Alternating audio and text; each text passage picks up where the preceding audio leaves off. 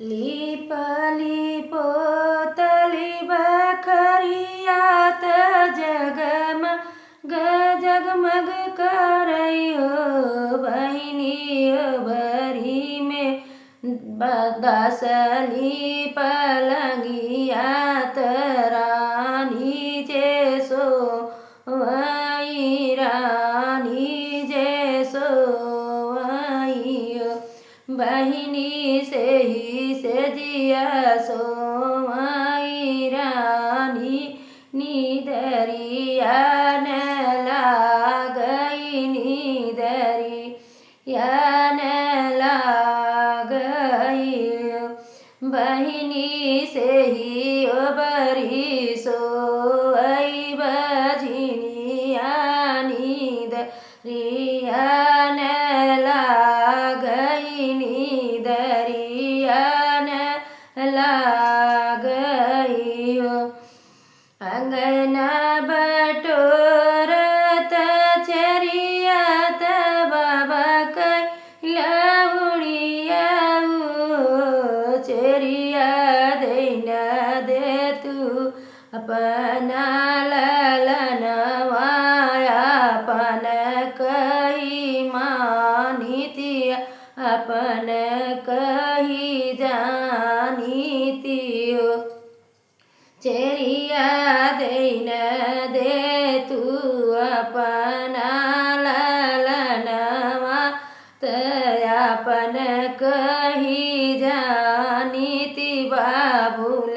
कही बोला आईतियो बोलियहु तऊ रानी बोलियु बोलहु नहीं जानियु रानी रानी प्राण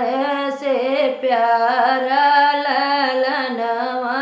तू हई कैसे देई तू हई कैसे देतियो रानी प्राण से प्यारा मोर ललनवा तू हई कैसे देई तू हई कैसे देई हो इतनी वचन सुनी बाझिनी सुनहु नहीं पाइनी हो बाझिनी आई के गई पीछवरवात बड़ई के घरवाई हो रानी जाई के पगई पीछवरवात बढ़ई के घरवाई हो बढ़ई गढ़ी देत काठे कई पुतलवात जिया बुझाई जिया बुझाई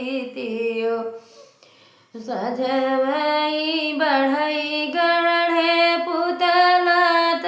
भोरलई आए त भोरवलई आए नियो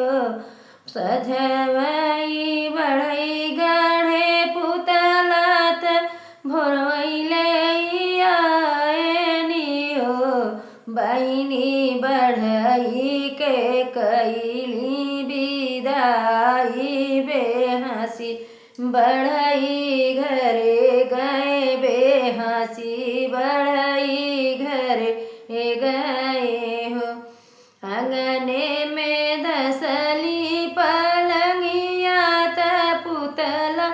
खेला वही त मुख माथ चुमई हो लालन एक बार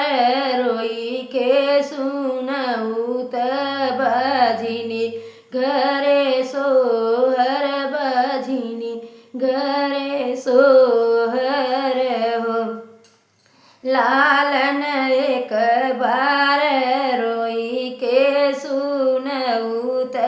बझिनी घरे सोहर हो राम